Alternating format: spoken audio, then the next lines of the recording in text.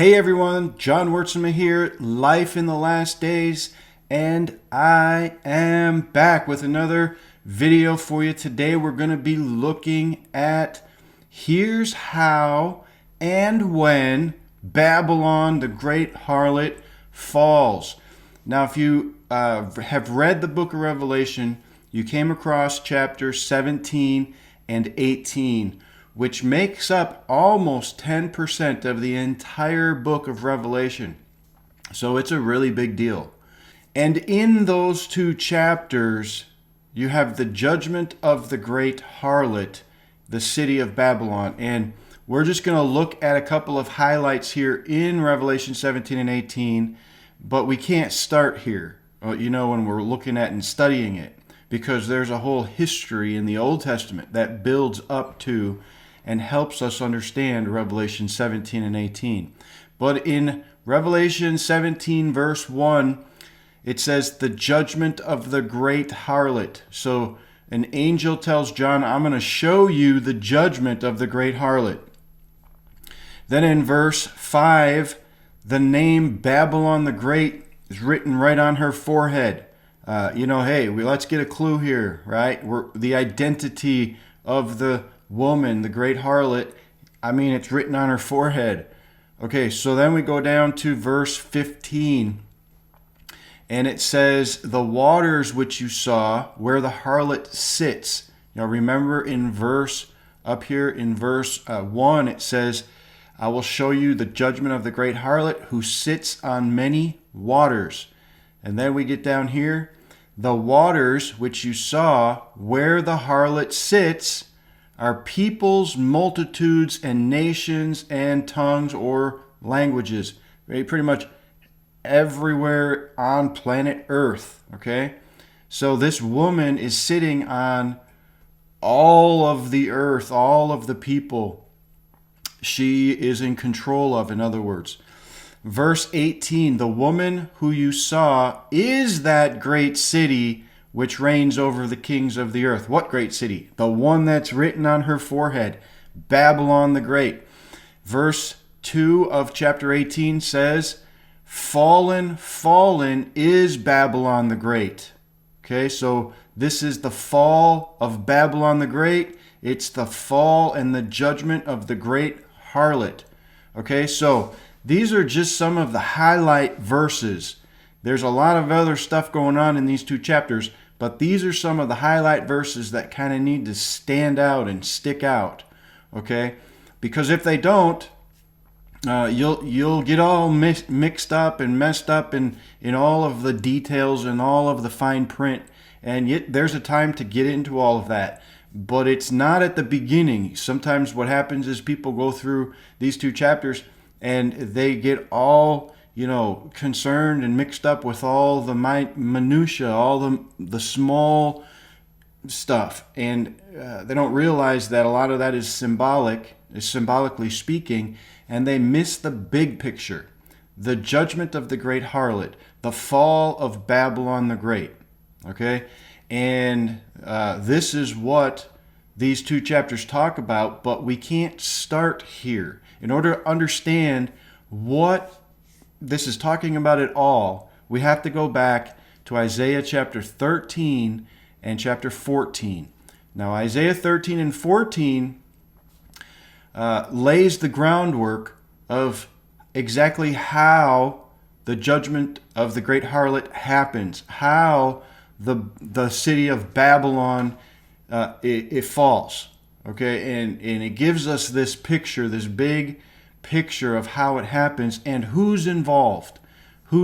That's a big part of this. Now, you know that I teach a midweek rapture, the midweek rapture view, and it is my contention that unless you hold to a midweek rapture view, you cannot understand or see the means by which the great harlot is judged, right?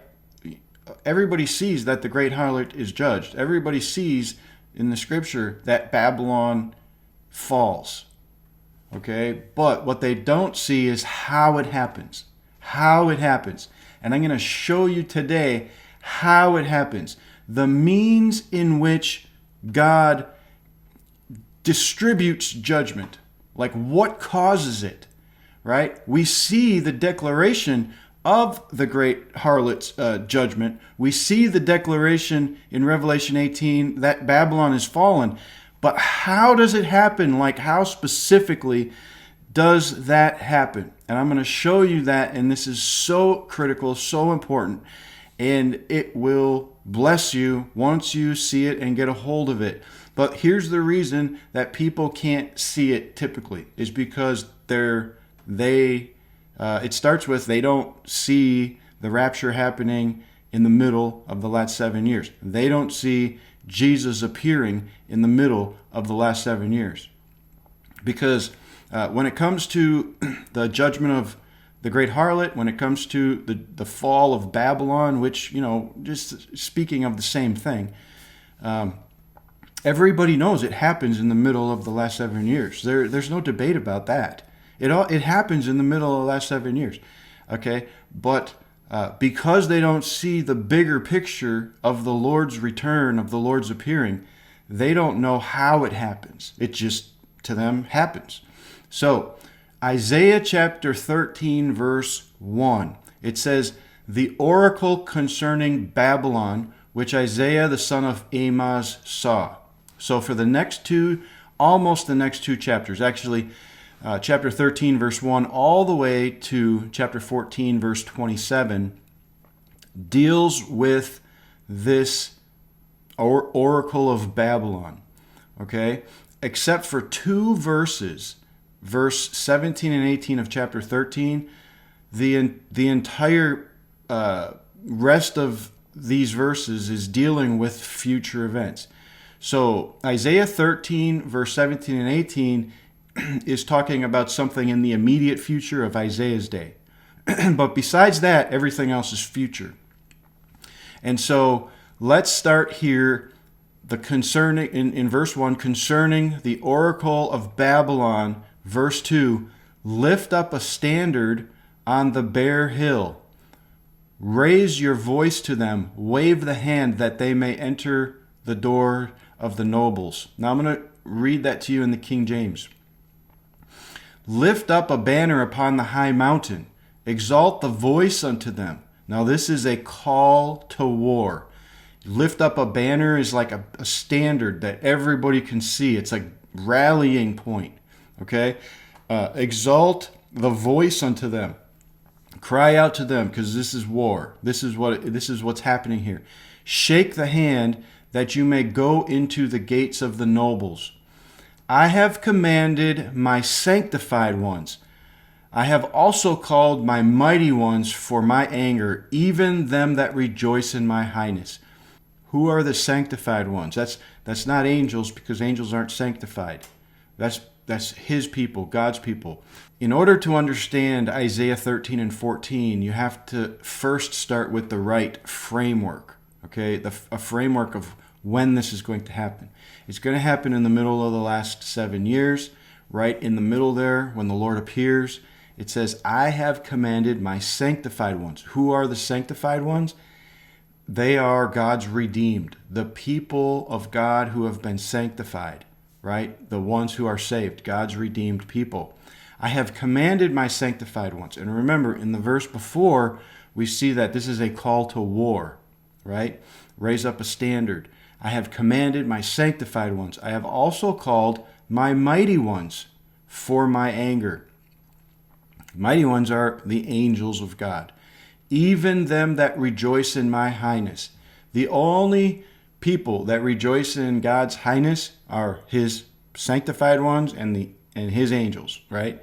Verse 4, "The noise of a multitude in the mountains, like as of a great people, a tumultuous noise of the kingdoms of nations gathered together. The Lord of hosts musters the host of the battle." I'm going to read that in the NASB. "The sound of a tumult on the mountains, like that of many people, the sound of the uproar of kingdoms, of nations gathered together. The Lord of hosts is mustering the army for battle." This is a battle cry. This verses 2, 3, and 4. This is, we're going to war. God says, I'm calling my sanctified ones, right? The redeemed people, and I'm calling my angels, and we're going to war. This is what this is talking about here.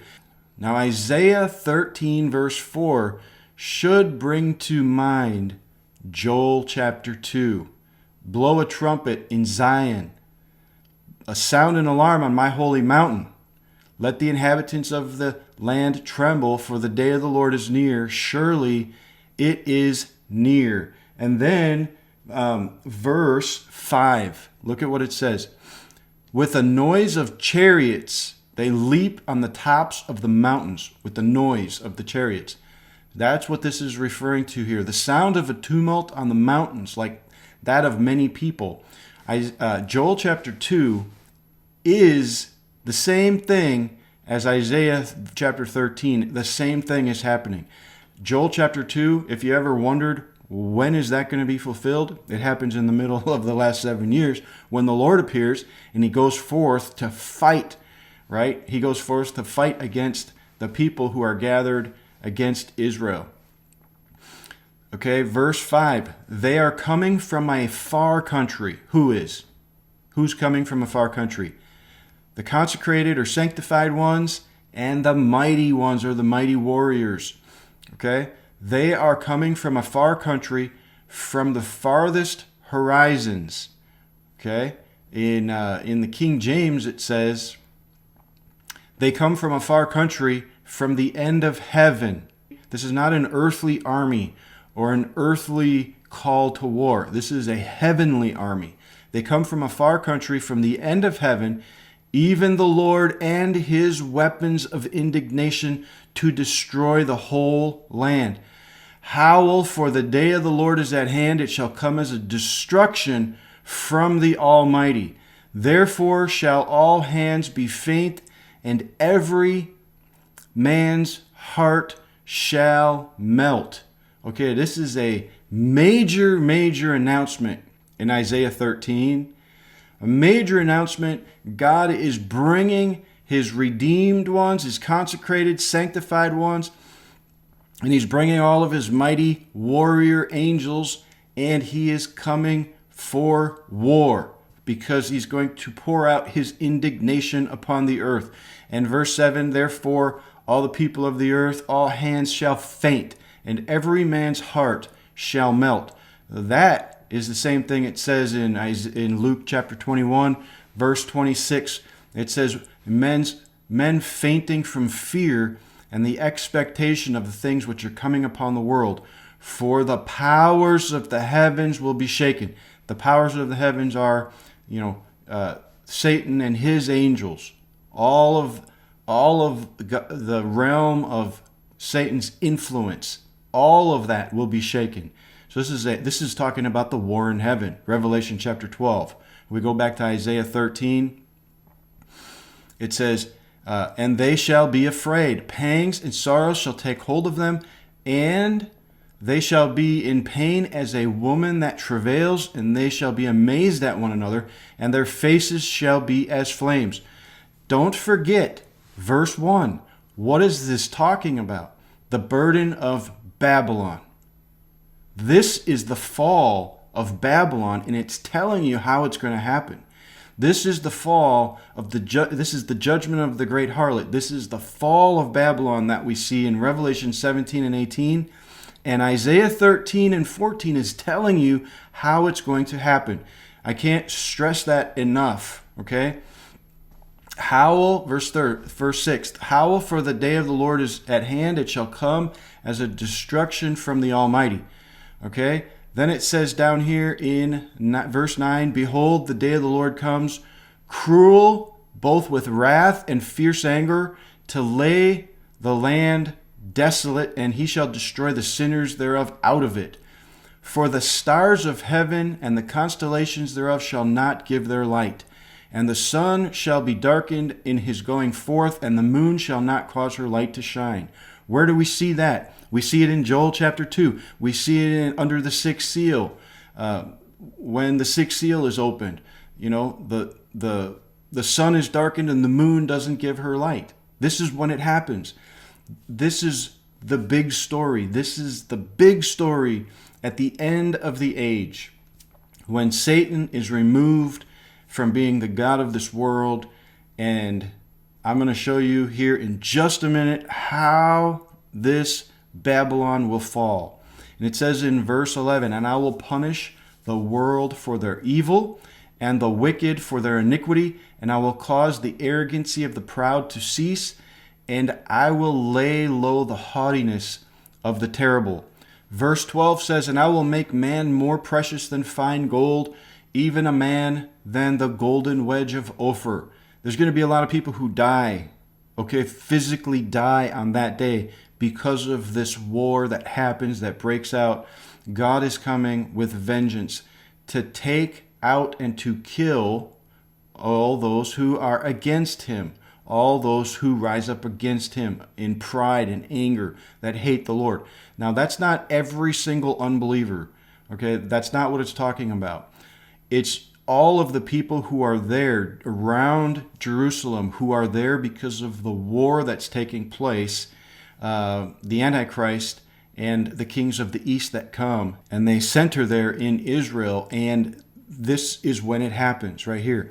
And verse 13 says, "Therefore I will shake the heavens, and the earth shall move out of her place." There's scripture verses and references that talk about a great earthquake that happens at that very moment. This happens in the wrath of the Lord of hosts, in the day of his fierce anger. "And it shall be as a chaste roe." What is that talking about? Well, have you ever seen a deer that when it's startled, it just zips off, takes off like crazy? I mean, it's so fast, you just kind of like, wow, that thing really can move. That's what this is talking about. "It shall be as a chaste roe and as a sheep that no man takes up." Everybody's going to be scattered. There's not going to be a shepherd for all the people that are scattered on that day. There's going to be soldiers that flee and run and try to get back home. And that's what it says. "They shall every man turn to his own people and flee everyone to his own land."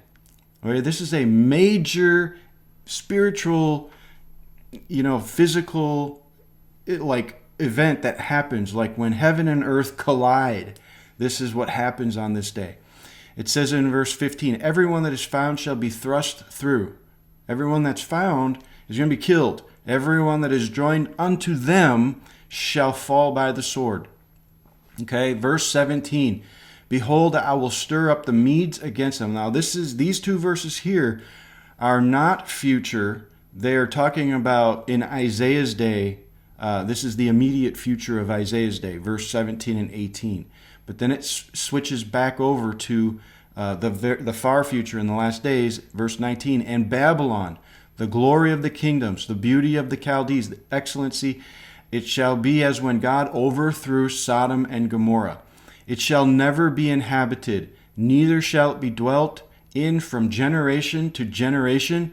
Neither shall the Arabian pitch tent there, neither shall the shepherd make their fold there." What is this talking about? This is talking about the utter destruction of Babylon, the great city, the great harlot. I know it's talking in terms like of natural, but these using natural terms to describe the reality of Satan's kingdom, which will be destroyed once and for all. And he goes on, "The wild beasts of the desert shall lie there. Their houses shall be full of doleful creatures and owls." This is all descriptive language talking about the desolation that will happen to the great harlot and Babylon the Great. And that's not talking about a literal city. It's talking about Satan's sphere of influence that he has enjoyed for the last 6,000 years over the entire world. Verse 22, "The beasts of the islands shall cry in their desolate houses, the dragons in their pleasant places, and her time is near to come, and her days shall not be prolonged. For the Lord will have mercy on Jacob." Remember, when the Lord appears, he appears, and they shall look upon him whom they have pierced, and God will choose Israel and set them in their own land, and the strangers shall be joined to them, and they shall cleave to the house of Jacob. This is when the Lord comes to fight for Israel. Israel will be lifted up in that day. And it says in verse 3, and it shall come to pass in that day that the Lord shall give you rest from your sorrow and from your fear and from the hard bondage wherein you were made to serve. That you shall take up this proverb against the king of Babylon. Who's the king of Babylon? Who's the king of Babylon? The king of Babylon is Satan. And we're going to see that in just a second. He's identified. The king of Babylon is Satan. And you shall take up this proverb. I think it's the NASB that says in verse 4 that you will take up this taunt against the king of Babylon, against Satan. And then all these verses here until verse 27 is the taunt. This is the proverb. This is what people are going to say about Satan. It's okay to taunt Satan. In other words, when it comes to, this is the Lord revealing the taunt that's going to come to him when all of this happens. And this is the taunt. It says, how the oppressor has ceased and how fury has ceased. The oppressor is Satan. How he has ceased. And how is it going to happen? This is what's being described. The Lord has broken the staff of the wicked, the scepter of rulers. This is the authority and the reign of Satan in this world.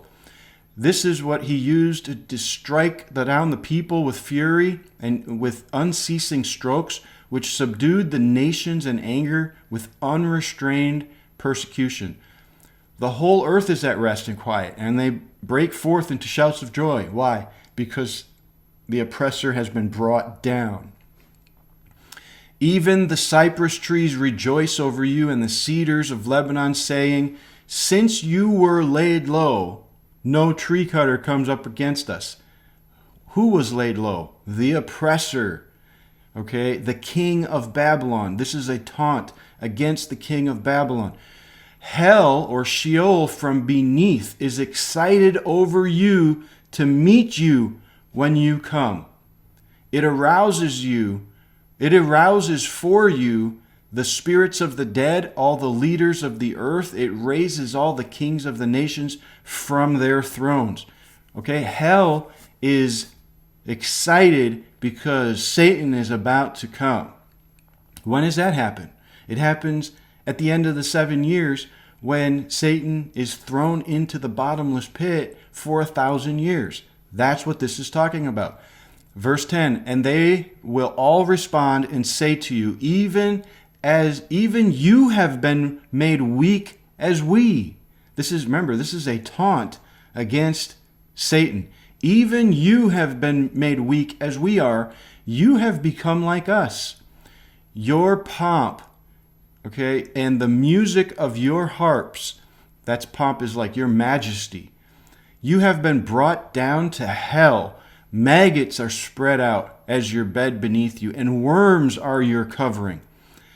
Oh, this is a famous verse, and everybody thinks that this is talking about Satan's original fall, and it is not talking about Satan's original fall. It's talking about the war in heaven when Satan and his angels are cast down to the earth. How have you fallen from heaven, O star of the morning, O son of the dawn? The King James says it this way, verse 12, how art you fallen from heaven, O Lucifer? Lucifer means son of the morning. I want to make a suggestion that we no longer call him Lucifer, that we change his name to something else. There's a history in the Bible of God changing people's names. Abram was changed to Abraham. Sarai was changed to Sarah. Okay? Jacob was changed to Israel. Saul was changed to Paul. Simon was changed to Peter. Okay? And I make a suggestion that all Christians everywhere on the face of the earth change his name from Lucifer to Lucifer. Lucifer. That's his name, Lucifer, because in the end, he is going to lose. And this right here in chapter 14 of Isaiah is the taunt against him, because he is going to lose. How are you fallen from heaven, O Lucifer, son of the morning? How are you cut down to the ground, which did weaken the nations? For you said in your heart, I will ascend to heaven. I will exalt my throne above the stars of God. That's the angels of God. I will sit upon the mount of the congregation in the sides of the north. I will ascend above the heights of the clouds. I will be like the Most High. Yet you shall be brought down to hell, to the sides of the pit. When does that happen? It happens at the end of the 7 years, when after Satan and his angels are cast down to the earth, in the middle of the last 7 years, 3.5 years go by. Then we read Revelation chapter 19 and 20, and it talks about how Satan will be chained. Michael will take him, put a chain around him, and throw him into the bottomless pit for 1,000 years. It says in verse 16, then they that shall see thee shall narrowly look upon thee, or look upon you, and consider you, saying, is this the man that made the earth to tremble, that did shake kingdoms? Because this isn't, I know sometimes people say, well, this is talking about the Antichrist. This is talking about Satan. This is talking about Satan. Is this the man, right, that made the earth to tremble, that did shake nations, that made the whole world as a wilderness, that destroyed the cities thereof, that opened not the house of his prisoners? All the kings of the nations, even all of them, lie in glory. Another translation says all of them lie in state. In other words, all the kings of the earth are, they, you know, when somebody lies in state, you know, they're given reverence. Okay, all the kings of the nations are given reverence, everyone in his own house. But you are cast out of the grave like an abominable branch. Again, remember, this is a taunt against Satan. You are cast out of the grave like an abominable branch, as the raiment of those who are slain, thrust through with the sword, that go down to the stones of the pit, as a carcass trodden underfoot. Right? Okay. Hey, the scriptures here, and the Lord is not mincing any words when it comes to Satan. I mean, this is a serious taunt against him. It says, you shall not be joined with them in burial, in lying in state, because you have been destroyed. You have destroyed the land and slain the people.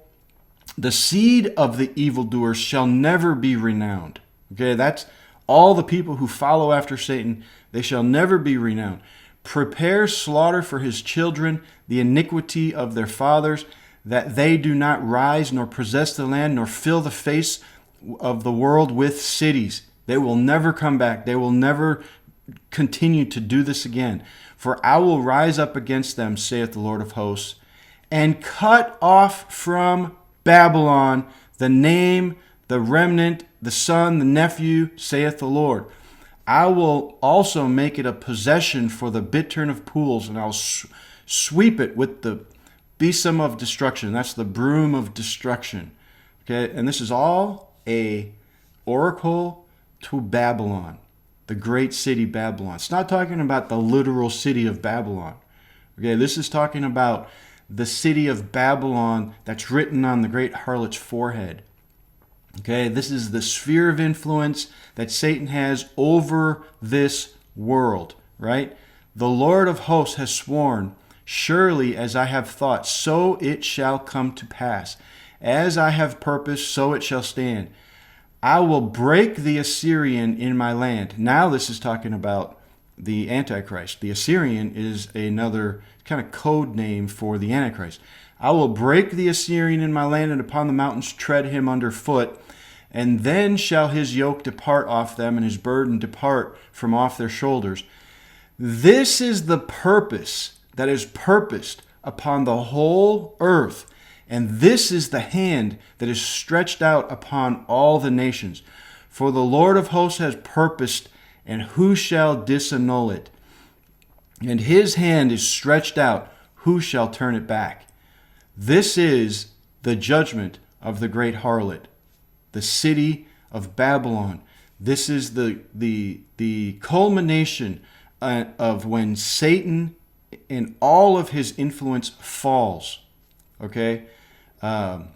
That's how we need to frame Isaiah verse 13, chapter 13 and chapter 14. And we need to see this before we go and read Revelation 17 and 18. Because Revelation 17 and 18 is like it's like the end of the story, right? But we have all this here in the Old Testament that helps us kind of prop up and set up the stage and framework for Revelation 17 and 18. And that is what's going to happen. So don't forget, Lucifer is not Lucifer, it's Loserfer, because he is going to lose at the end and be thrown into the pit for 1,000 years. And I know he'll be released at the end of the 1,000 years for a short period of time, but then after that, he's thrown into the lake of fire. We'll never have to hear from him ever again.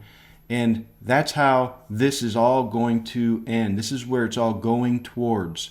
Okay, this is what's happening right now in our time in these last days, right?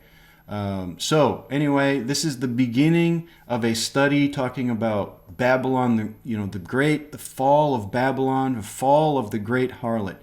How does it happen? Here's how it happens. The Lord appears to the whole world in the middle of the last 7 years. That's how it happens. The Lord appears. Think about what kind of havoc that will cause in this world, right? Under the sixth seal, we see the Lord appears and all the people of the earth see him. Okay, the rapture happens at that time. All believers are caught up, and we're caught up. We're immediately caught to the judgment seat of Christ, and that happens pretty fast because we turn around right then and there, and we are the sanctified ones that come back with the Lord, with the mighty ones, the angels, and we help him, we help the Lord fight the war against not only Satan and his angels in the heavenlies when they're cast down, but we help fight all the armies of the Antichrist right there. That's not the Battle of Armageddon, because the Antichrist kind of regroups and then gathers the armies again at the end of the 7 years to fight the Battle of Armageddon, which, by the way, is a battle that is directed towards the Lord. Like, they're gathered to fight the Lord himself. And, of course, that battle is over like before it began. But we are caught up in the middle of the last 7 years and immediately turn around and we are fighting with the Lord and with the mighty angels. That's what this is saying.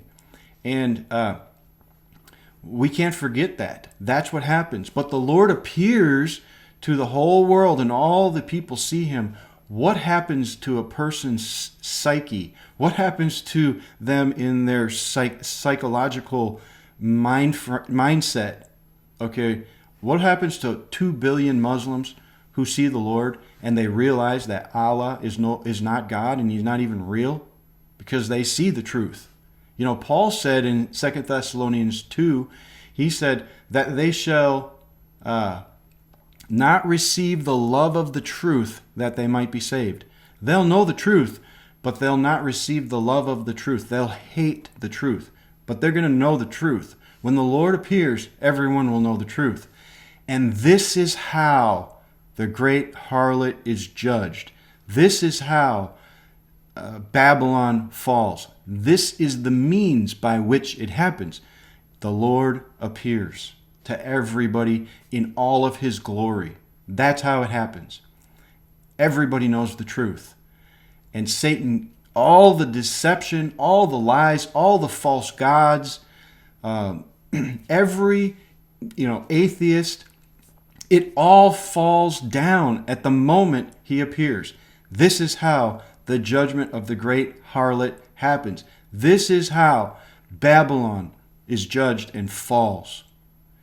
Hey everyone, this is John Wertzema, Life in the Last Days. Thanks for watching today. To all my subscribers, thank you for supporting me and liking these videos. If you're new to the channel, go ahead and subscribe. Hit that notification bell so you won't miss any future videos coming up. Again, this is John Wertzema. We'll see you on the next one.